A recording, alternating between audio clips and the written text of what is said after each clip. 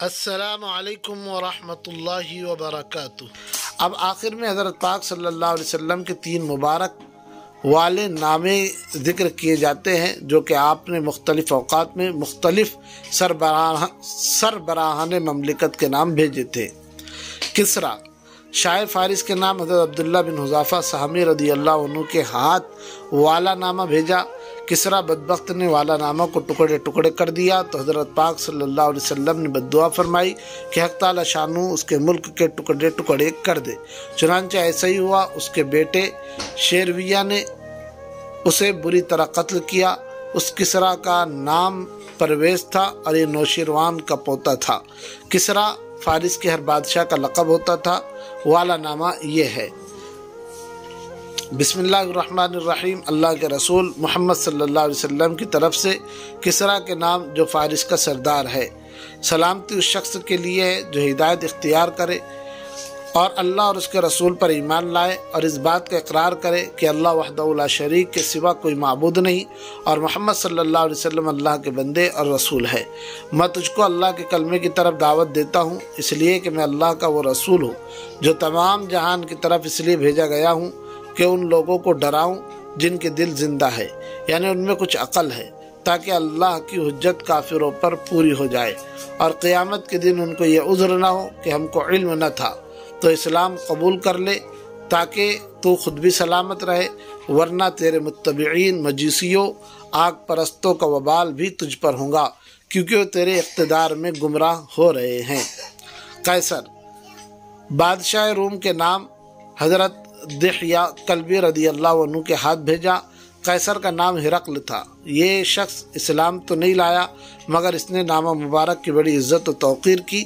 جب حضرت پاک صلی اللہ علیہ وسلم کو اس کا علم ہوا تو آپ نے ارشاد فرمایا کہ کسریٰ نے تو ملک کے ٹکڑے ٹکڑے کر لیے مگر قیصر نے اپنے ملک کی حفاظت کر لی۔ والا نامہ یہ ہے جو اسکرین پر آپ کو نظر آ رہا ہے، اس کا ترجمہ پیش کیا جا رہا ہے۔ بسم اللہ الرحمن الرحیم، محمد صلی اللہ علیہ وسلم کی طرف سے جو اللہ کے بندے اور اس کے رسول ہے، ہرقل کی طرف جو کہ روم کا سردار ہے۔ سلامتی اس شخص کے لیے جو ہدایت اختیار کرے۔ حمد و صلات کے بعد میں تجھ کو اسلام کے کلمہ توحید کی طرف دعوت دیتا ہوں۔ تو اسلام لیا تاکہ تو سلامتی سے رہے اور حق تعالی شانو تجھ کو دوہرا اجر عطا فرمائے، اور اگر تو اعراض کرے گا تو تیرے ماتحت زراعت پیشہ لوگوں کا وبال بھی تیری گردن پر ہوگا۔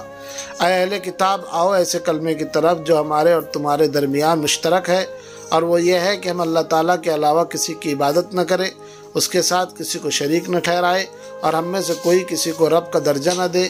اگر اس کے بعد اہل کتاب روگردانی کرے تو مسلمانوں تم ان سے کہہ دو کہ تم اس بات کے گواہ رہو کہ ہم تو مسلمان ہیں۔ نجاشی بادشاہ حبشہ کے نام حضرت عمرو بن ضمری کے ہاتھ بھیجا۔ شاہ حبشہ کا نام اسحمہ تھا۔ یہ مسلمان ہو گیا تھا اور حضرت پاک صلی اللہ علیہ وسلم کی زندگی میں فوت ہوا تھا۔ اس کا جنازہ بھی آپ نے ہی پڑھایا تھا۔ اس کے نام جو والا نامہ بھیجا تھا وہ یہ ہے جو اسکرین پر آپ دیکھ رہے ہیں، ترجمہ اس کا پیش کیا جا رہا ہے۔ بسم اللہ الرحمن الرحیم، اللہ کے رسول محمد صلی اللہ علیہ وسلم کی طرف سے حبشہ کے بادشاہ نجاشی کے نام، تم پر سلامتی ہو۔ میں اللہ کی تعریف تمہارے پاس پہنچاتا ہوں جس کے سوا کوئی معبود نہیں۔ وہ ایسا بادشاہ ہے جو عیوب سے پاک ہے، ہر قسم کے نقص سے کمی سے محفوظ ہے، امن دینے والا ہے، نگہبان ہے، اور میں اس بات کا اقرار کرتا ہوں کہ حضرت عیسیٰ علیہ السلام اللہ تعالیٰ کی روح اور اس کے کلمہ تھے، جسے اللہ تعالیٰ نے پاک صاف کنواری حضرت مریم کے پاس بھیجا، پس وہ حاملہ ہو گئی۔ حضرت عیسیٰ کو اللہ تعالیٰ نے اپنی خاص روح سے پیدا کیا اور اس میں جان ڈال دی۔ میں تمہیں اسی وحدہ لا شریک کی بندگی کی طرف دعوت دیتا ہوں اور اس کی اطاعت پر تعاون کی طرف بلاتا ہوں، اور اس بات کی طرف بلاتا ہوں کہ تم میرا اتباع کرو اور جو شریعت میں لایا ہوں اس پر ایمان لاؤ۔ بلا شبہ میں اللہ کا رسول ہوں اور میں اللہ کی طرف تم کو اور تمہارے لشکر کو بلاتا ہوں۔ میں نے حق بات تم تک پہنچا دی ہے اور تمہیں نصیحت بھی کر دی ہے، تم میری نصیحت قبول کرو، اور سلامتی اسی شخص پر ہے جو ہدایت کا اتباع کرے۔